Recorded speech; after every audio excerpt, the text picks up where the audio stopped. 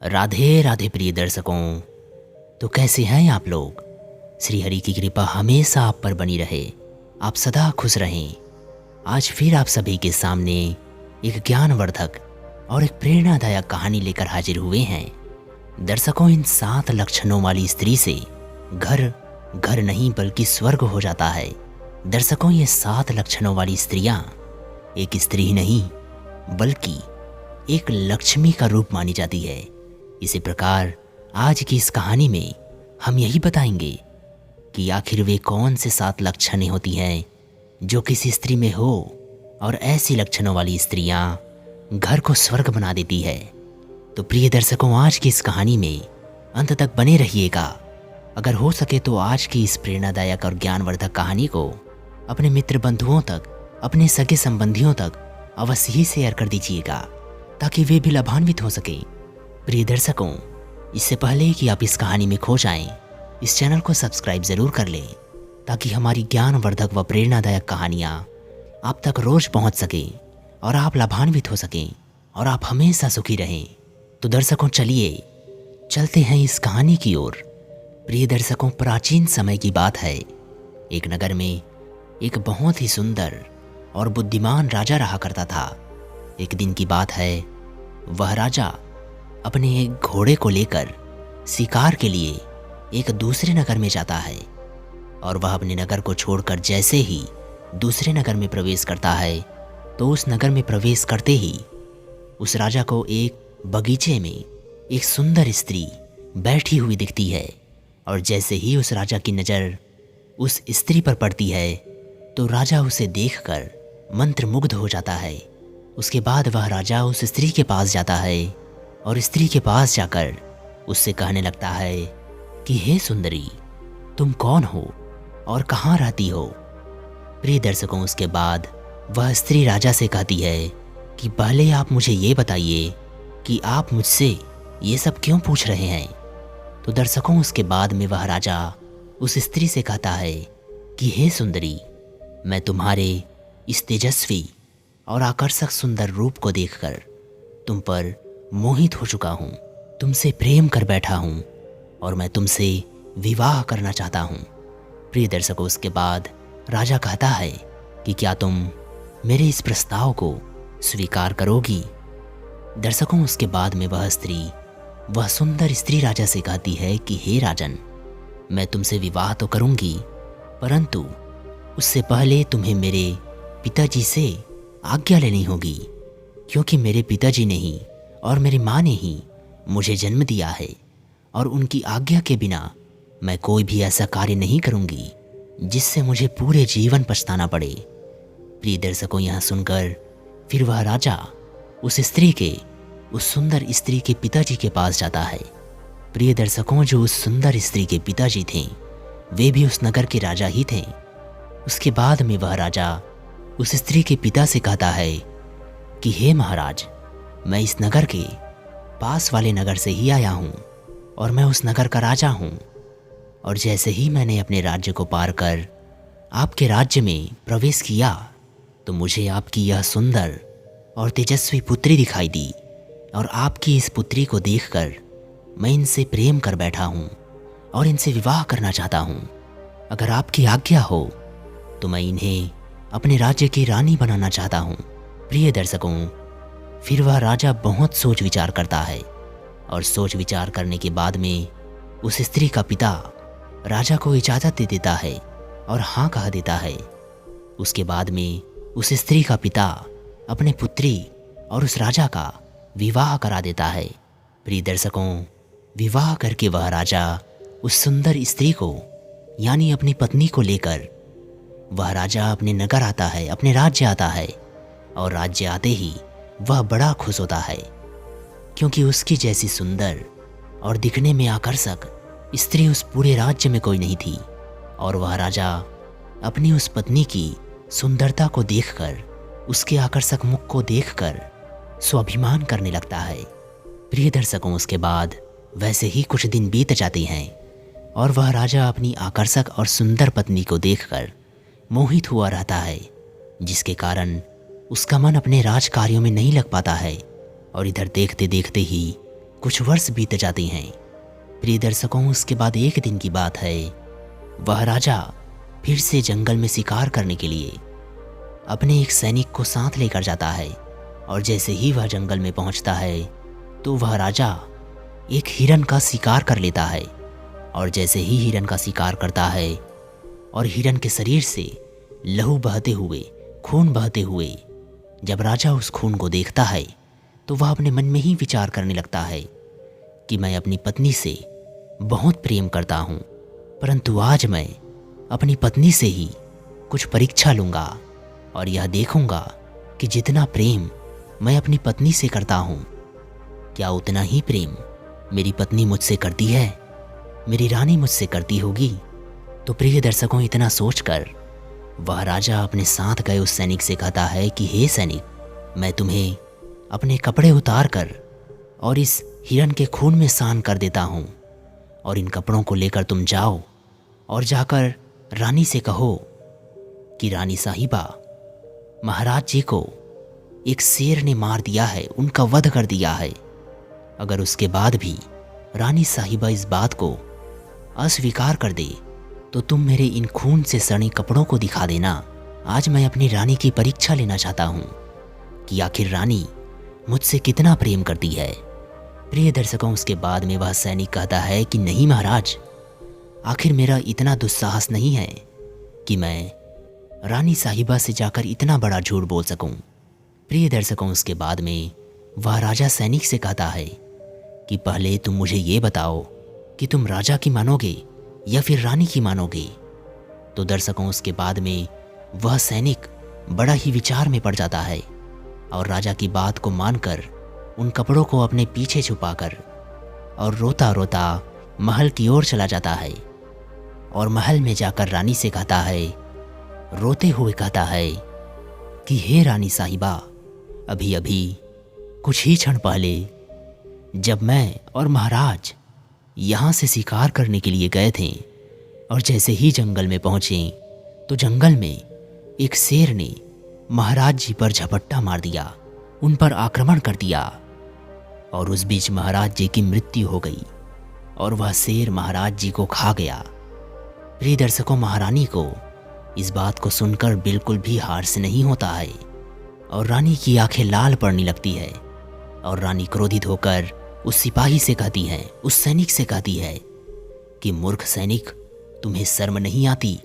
तुम अपने रानी साहिबा से अपने राजा के मृत्यु का इतना बड़ा झूठ बोल रहे हो, क्योंकि अगर मेरे पति इस राज्य के राजा एक शेर के झपट्टे में आकर मर गए हैं तो मुझे ये बताओ कि तुम कैसे बच गए। प्रिय दर्शकों, इसके बाद में यह बात सुनते ही वह सैनिक थर थर काँपने लगता है और रानी साहिबा से बातें बनाने लगता है और कहता है कि हे रानी साहिबा, जिस समय महाराज जी को उस शेर ने झपट्टा मारा था तो उस समय मैं एक वृक्ष के ऊपर चढ़कर अपनी प्राण बचाया था और इस वजह से मैं बचकर इस महल तक पहुंचा हूं और इसी वजह से मेरे प्राण बचे हैं। तो प्रिय दर्शकों, उसके बाद में रानी साहिबा इस बात को मानने के लिए बिल्कुल इनकार कर देती है।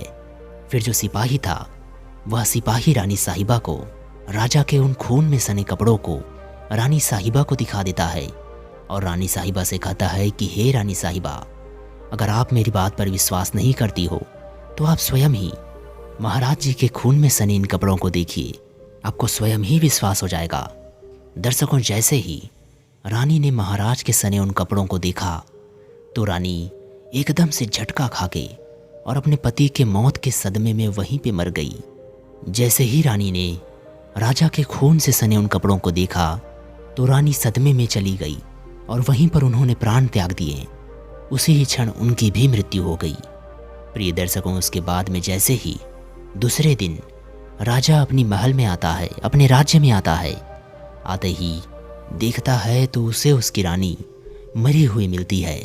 राजा अपनी पत्नी की मृत्यु को देखकर सोचने लगता है कि मेरी पत्नी कितनी अच्छी थी और मुझसे कितना प्रेम करती थी, क्योंकि मेरे केवल एक छोटे से झूठ के कारण मेरी पत्नी ने अपनी जान दे दी।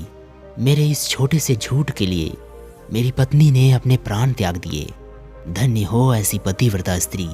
प्रिय दर्शकों, उसके बाद में राजा अपनी पत्नी के बारे में सोच सोच कर फूट फूट कर रोने लगता है। और जैसे ही राजा रोने लगता है तो राजा के पास में एक साधु आता है। और साधु आकर जैसे ही अपने कमंडल को रखता है तो उस साधु का कमंडल एकदम से फूट जाता है। फिर वह साधु उस राजा से कहता है कि हे राजन, तुम क्यों रो रहे हो? तो फिर राजा उन साधु महाराज से कहती हैं कि महाराज जी, मैं अपनी पत्नी से बहुत प्रेम करता था, परंतु मैं अपनी पत्नी की यह परीक्षा लेना चाहता था कि जितना प्रेम मैं अपनी पत्नी से करता हूँ, क्या उतना ही प्रेम वो भी मुझसे करती है? और इसके चलते मैंने एक छोटा सा झूठ बोला था और मेरी पत्नी उस झूठ के कारण ही अपने प्राण को त्याग दी। इसीलिए मैं अपनी पत्नी की इस पतिव्रता को देखकर रो रहा हूँ। प्रिय दर्शकों, उसके बाद में वह साधु उस राजा से कहते हैं कि पागल, आखिर पत्नी की मृत्यु पर भी कोई रोता है? पत्नी तो और आ जाएगी, और तुम चाहो तो मैं तुम्हारी इसी ही पत्नी को, इसी ही स्त्री को फिर से जिंदा कर दूंगा। प्रिय दर्शकों, उसके बाद में जैसे ही राजा ने इस बात को उस साधु के मुख से सुना तो राजा तुरंत उस साधु के पैर में पड़ गया और कहने लगा कि हे साधु महाराज, हे मुनिवर, आप ही मेरे दाता हो और आप ही मेरे विधाता हो। आपका बहुत एहसान होगा कि आप मेरी इस पत्नी को फिर से जिंदा कर दो। प्रिय दर्शकों, उसके बाद में वह साधु कहता है कि कर तो दूंगा, पर मेरी एक शर्त है। जो भी मेरी इस शर्त को मानेगा तो मैं उस शर्त के चलते तुम्हारी इस पत्नी को फिर से जिंदा कर दूंगा। उसके बाद में वह साधु कहता है कि अगर कोई भी इस राज्य में मेरे कमंडल के जैसा कमंडल बना देगा तो मैं तुम्हारी पत्नी को फिर से ठीक कर दूंगा। प्रिय दर्शकों, जैसे ही राजा इस बात को सुनता है तो राजा तुरंत अपने राज्य में जितने भी हजारों कुंभकार थे, उन सभी कुंभकारों को अपने पास बुलाता है और सभी को आदेश देता है कि जो भी कारीगर साधु महाराज के कमंडल जैसा कमंडल मुझको बना कर देगा, उसको मैं इस राज्य का आधा हिस्सा दे दूंगा। प्रिय दर्शकों, उसके बाद में सभी कारीगरों ने राज्य के लालच में बहुत ही सुंदर सुंदर कमंडल बनाए, परंतु किसी भी कारीगर से उन मुनिवर, उस साधु संत के कमंडल जैसा कमंडल नहीं बन पाया।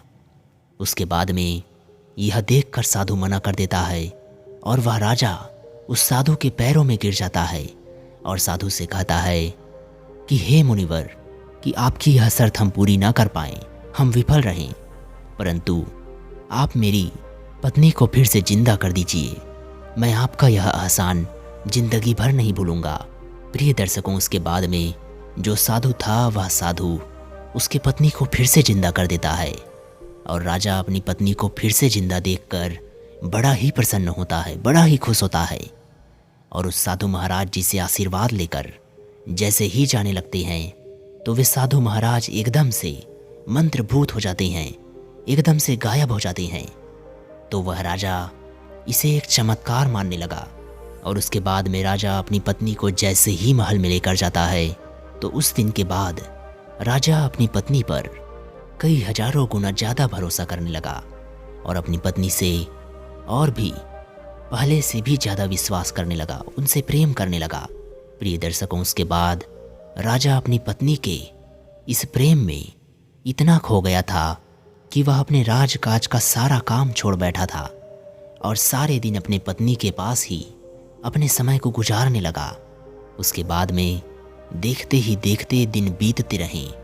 उसके बाद राजा का छोटा भाई, जिसका नाम विक्रम था, वह अपने बड़े भाई की इस आदत को देखकर धीरे धीरे परेशान होने लगा और राजा को यह भी समझाने लगा कि हे बड़े भाई, आप मेरे बड़े भ्राता हैं और आप इस राज्य के राजा हैं।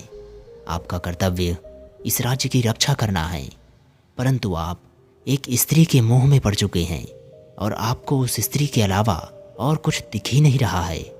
प्रिय दर्शकों, इस तरह की बातें राजा का छोटा भाई विक्रम अपने बड़े भाई महाराज को कहता है, राजा को बताता है, परंतु राजा अपनी पत्नी के मोह में इतना खो गया था कि उसे कुछ भी पता नहीं था। प्रिय दर्शकों, एक दिन की बात है जब राजा का छोटा भाई विक्रम अपने घोड़ों के पास जाता है। वह विक्रम राजा का छोटा भाई एक सैनिक से मिलता है और सैनिक से कहता है कि सैनिक, ये सभी घोड़े दिन ब दिन कमज़ोर क्यों होते जा रहे हैं? क्योंकि मैं देख रहा हूँ हम इन्हें ठीक तरीके से भोजन भी खिलाते हैं, परंतु दिन ब दिन सभी घोड़े कमज़ोर होते जा रहे हैं। दर्शकों, उसके बाद वह सैनिक राजा के छोटे भाई विक्रम से कहता है कि हे महाराज, मैं आपको सच ही बता देता हूँ कि ये घोड़े इसलिए दिन ब दिन सूखते जा रहे हैं क्योंकि हमारे राजा की जो पत्नी है, हमारी जो रानी साहिबा है, वो रात्रि के 2 बजे इसमें से कोई एक घोड़ा चुनती है और उस घोड़े पर बैठकर न जाने कहाँ जाती है और सुबह ब्रह्म मुहूर्त में जल्द ही उस घोड़े को तेज गति में भगाते हुए लाती है, जिसकी वजह से घोड़े आकर सीधे गिर जाते हैं और इस तरह से सभी घोड़े कमज़ोर होते जा रहे हैं। दर्शकों, उसके बाद में जैसे ही राजा का छोटा भाई विक्रम इस बात को सुनता है तो वह सोचते रह जाता है कि आखिर भाभी सा रात को 2 बजे कहाँ जाती है। और इस बात को सोचकर विक्रम बहुत विलाप करने लगा, बहुत सोचने लगा। उसके बाद में विक्रम उस घोड़े के सैनिक से कहता है कि हे सैनिक, आज रात्रि के 2 बजे तुम यहाँ मत रहना। आज रात्रि में तुम्हारी जगह इन घोड़ों के पास मैं रहूँगा, इन घोड़ों की रखवाली मैं करूँगा। और आज मैं ये देखता हूँ कि आखिर मेरी भाभी सा कहाँ जाती है और क्यों जाती है। दर्शकों, उसके बाद में राजा के छोटे भाई विक्रम ने उस सैनिक को वहाँ से जाने का आदेश दे दिया और स्वयं उन घोड़ों की रक्षा करने लगा। और उसके बाद जैसे ही रात्रि के 2 बजते हैं तो राजा का छोटा भाई विक्रम यह देखता है कि उसकी भाभी सा, उनके बड़े भाई की पत्नी आती है, उस महल की रानी आती है और उनमें से एक फुर्तीला घोड़ा चुनकर उसके ऊपर बैठती है। और जैसे ही जाने लगती है तो विक्रम उस घोड़े के सामने आ जाता है और अपने भाभी सा को रोक लेता है। और विक्रम से भाभी सा कहती हैं, वह रानी कहती हैं कि हे देवर जी, आप मेरे रास्ते के बीच में क्यों आए हो? प्रिय दर्शकों, उसके बाद में विक्रम अपनी भाभी सा के बात का कोई जवाब नहीं देता है और उनसे सीधा एक ही सवाल पूछता है और कहता है कि आप मुझे पहले ये बताइए कि आप आखिर कहाँ जा रही हो और इतनी रात्रि के समय पर किससे मिलने जा रहे हो? दर्शकों, उसके बाद में वह रानी हड़बड़ा जाती है, उनके सिर से पसीना छूटने लगता है, परंतु वे कुछ बताती नहीं हैं। लेकिन विक्रम समझ जाता है कि ये कहीं ना कहीं तो किसी से मिलने के लिए जा रही हैं और ये मेरे भ्राता इस राज्य के राजा को धोखा दे रही हैं। दर्शकों, उस दिन तो रात्रि में उस घोड़े से उतर जाती है और अपने महल में अपने कक्ष में जाकर सो जाती हैं। परंतु जैसे ही सुबह जल्दी उठती हैं तो रानी सोचने लगती हैं कि आज मुझे मेरे देवर श्री विक्रम ने मुझे जाते हुए पकड़ा है और वो मुझ पर शक भी कर रहे हैं।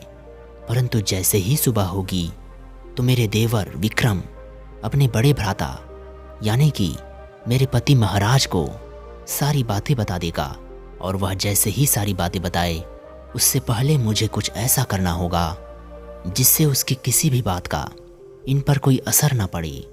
प्रिय दर्शकों, उसके बाद में वह रानी अपने त्रिया चरित्र को दिखाने लगती है और जैसे ही राजा सुबह उठा उससे कुछ क्षण पहले ही रानी अपने बालों को बिखेर लेती है और अपने कपड़ों को फाड़ लेती है और कक्ष में जमीन पर नीचे लेट जाती है। जैसे ही राजा अपनी निद्रा से उठते हैं और उठते ही देखते हैं कि रानी जोर जोर से रो रही हैं।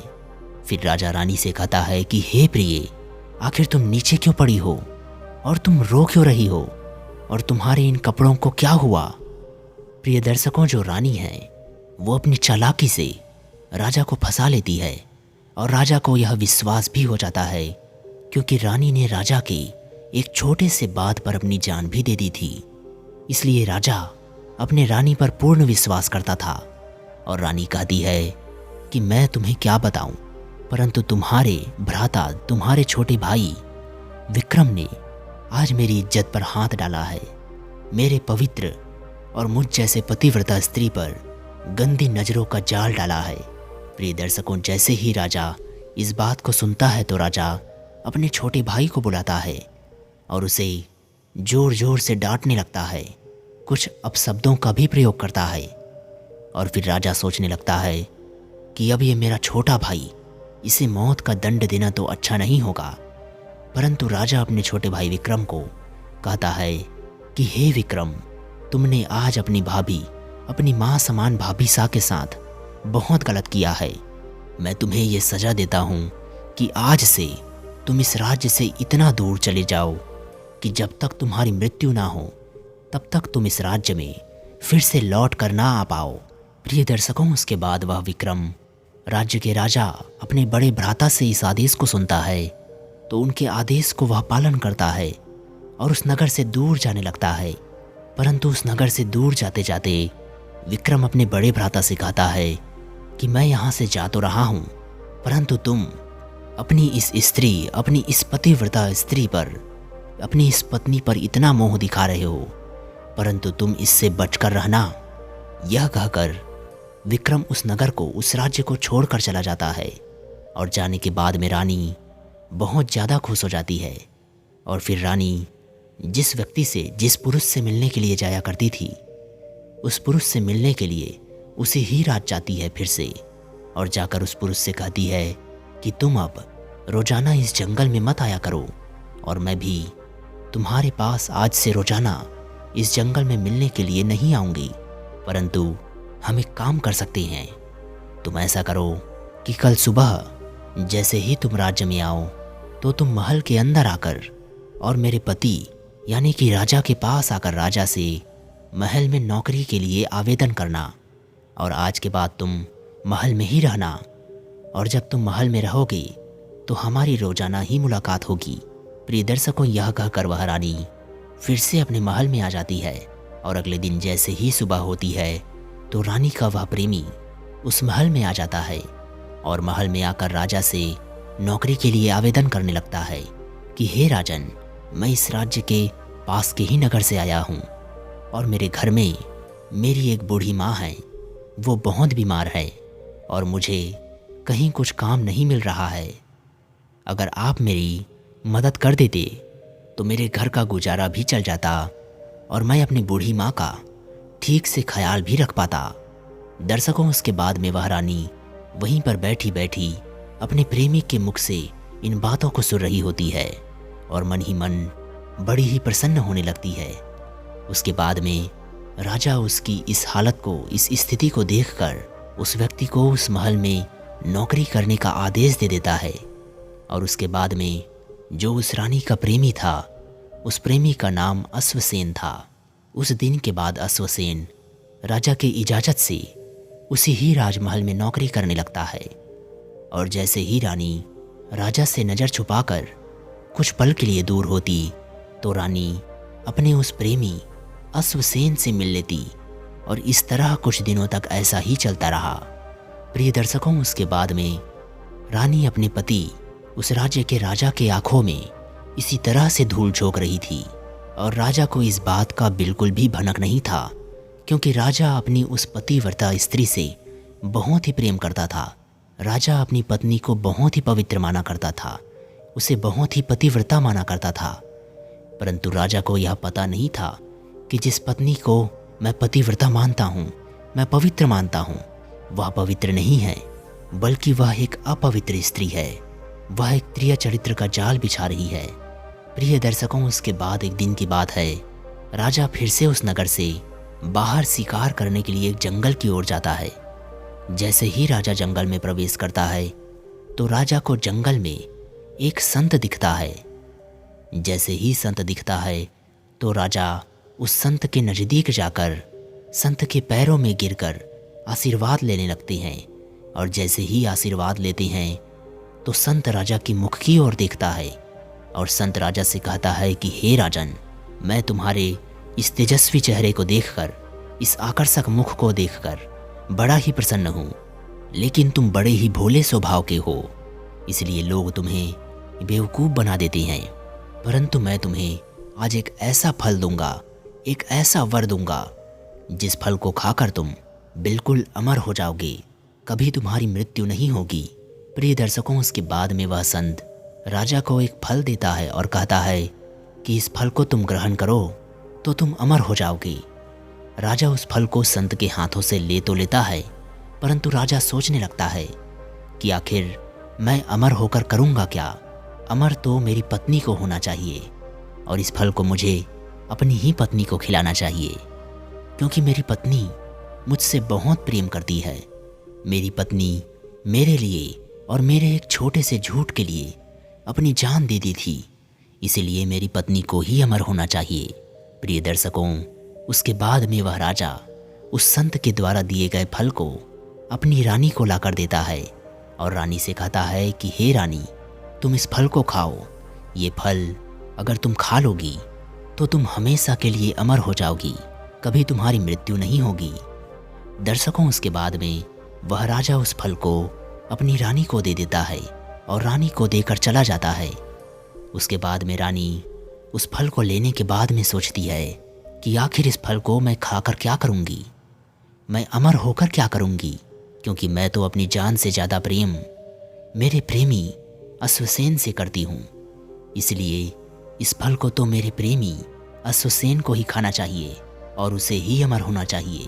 प्रिय दर्शकों, उसके बाद में वह रानी उस फल को अपने प्रेमी अश्वसेन को दे देती है और जैसे ही अश्वसेन उस फल को हाथ में लेता है तो अश्वसेन सोचने लगता है कि आखिर मैं अमर होकर करूँगा क्या, मुझे इस फल को नहीं खाना चाहिए। और अश्वसेन उस फल को अपनी एक वैश्या को दे देता है।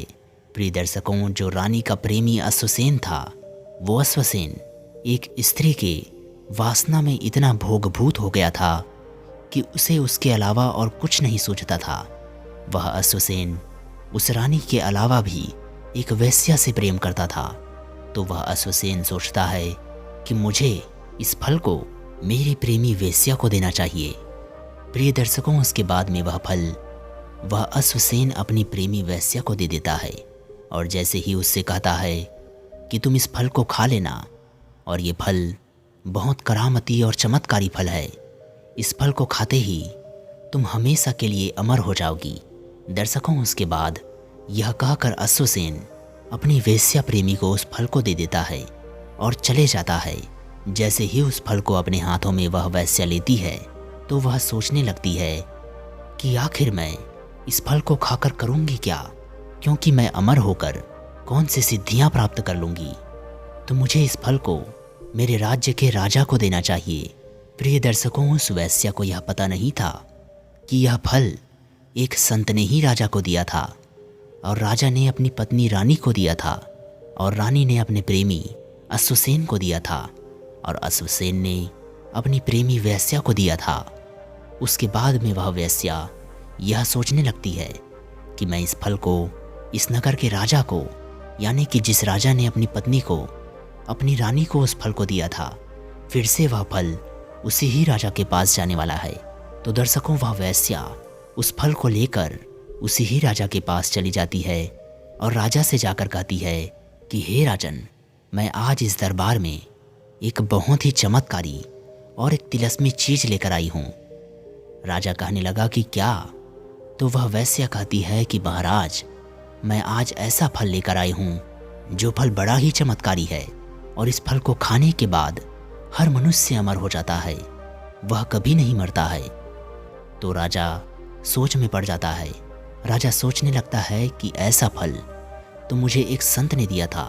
और फिर थोड़ी ही देर बाद जब वह वेश्या राजा को वह फल दिखाती है तो राजा समझ जाता है कि ये तो वही फल है जो मुझे उस संत ने दिया था। प्रिय दर्शकों, उसके बाद में वह राजा उस वेश्या से धमकी लगाकर पूछता है कि आखिर तुम्हें ये फल किसने दिया है। तो दर्शकों, वह वेश्या राजा से डर जाती है और महाराज से कहती है कि महाराज, यह फल मुझे मेरे प्रेमी अश्वसेन ने दिया था जो आपके ही दरबार में नौकरी करता है। जैसे ही महाराज अश्वसेन को बुलाते हैं और अश्वसेन से पूछते हैं कि तुम्हें यह फल कहाँ से प्राप्त हुआ, तो दर्शकों, अश्वसेन जो था वो भी महाराज जी के उस भयानक रूप को देखकर डर जाता है। उनके गुस्से से भरे आंखों को देखकर डर जाता है और थर थर कांपते हुए महाराज से कहता है कि महाराज जी, अगर आप बुरा ना मानो तो यह फल मुझे आपकी ही पत्नी महारानी ने दी है। प्रिय दर्शकों, उसके बाद में राजा इस बात को सुनकर हड़बड़ा जाता है, चिंतित हो जाता है और बड़ा ही व्याकुल होने लगता है कि मैं अपनी पत्नी पर बहुत विश्वास करता था। प्रिय दर्शकों, उसके बाद में राजा अपनी पत्नी को बुलाता है और अपनी पत्नी से कहता है कि प्रिय, मैंने ये फल तुम्हें दिया था, परंतु ये फल इस नौकर के पास कैसे आया, इस सैनिक के पास कैसे आया? चलो सैनिक के पास तो आया, परंतु इस वेश्या के पास कैसे आया? तो प्रिय दर्शकों, रानी भी घबरा जाती है और रानी भी घबराकर राजा के पैरों में गिर जाती है। फिर राजा रानी को जैसे ही सारी बातें पूछता है तो रानी राजा से कह देती है कि महाराज, यह सच है कि मैं इस अश्वसेन, इस सैनिक से प्रेम करती हूँ और मैंने ही इसे कहा था कि ये नौकरी के लिए आपसे अर्जी करे, और आपका जो छोटा भाई विक्रम था उसने जो कहा था वो भी सच था। मैं रात्रि के 2 बजे इसी से ही मिलने के लिए जाती थी। प्रिय दर्शकों, उसके बाद में जैसे ही राजा यह सुनता है तो राजा अपनी आंखों से निकलने वाले आंसुओं को रोक नहीं पाता है।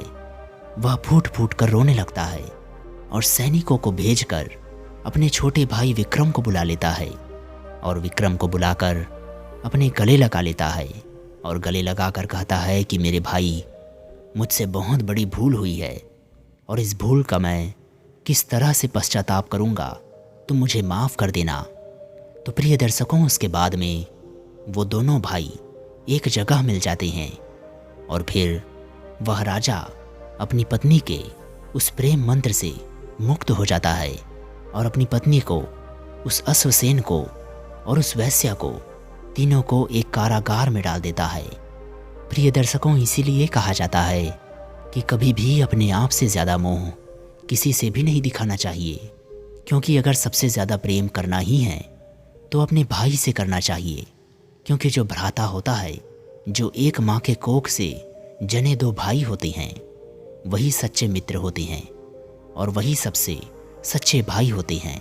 क्योंकि हमें स्त्री दूसरी मिल जाती है, खोया हुआ धन हमें वापस मिल जाता है, हमारे मित्र हमें फिर से मिल जाते हैं, परंतु हमारा जो भाई होता है वो हमें कभी नहीं मिलता। प्रिय दर्शकों, इसीलिए ये 7 लक्षणों वाली स्त्रियां बहुत ही शुभ होती है और जिस घर में ये 7 लक्षणों वाली स्त्रियां होती हैं वे घर को स्वर्ग बना देती है।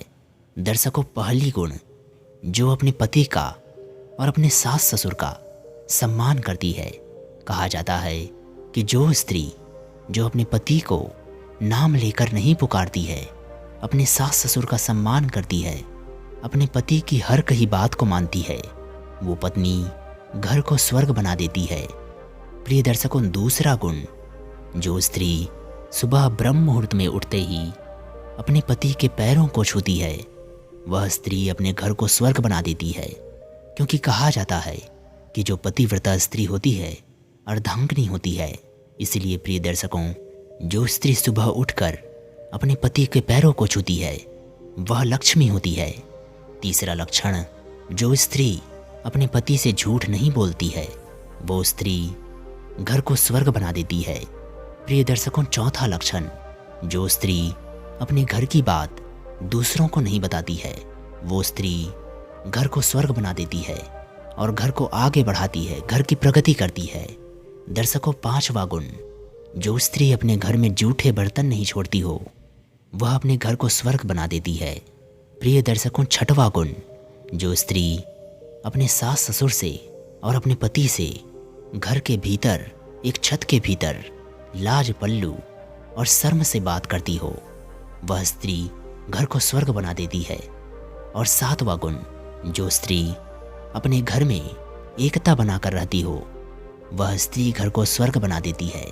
प्रिय दर्शकों, ऐसे ही ये 7 लक्षण वाली स्त्रियां घर को स्वर्ग बना देती है। प्रिय दर्शकों, उम्मीद करते हैं कि आपको ये वीडियो पसंद आई होगी। अगर वीडियो पसंद आई है तो वीडियो को लाइक करें और चैनल को सब्सक्राइब करें ताकि ऐसी ही ज्ञानवर्धक कहानी आप रोज सुन सकें। और इस वीडियो को जितना हो सके अपने मित्र बंधुओं और अपने सगे संबंधियों के साथ शेयर करें ताकि वे भी इस ज्ञानवर्धक और प्रेरणादायक कहानी से लाभान्वित हो सकें। तो चलिए मित्रों, मिलते हैं आपसे अगली कहानी में। तब तक के लिए अपना ध्यान रखिए और आनंदित रहिए। राधे राधे।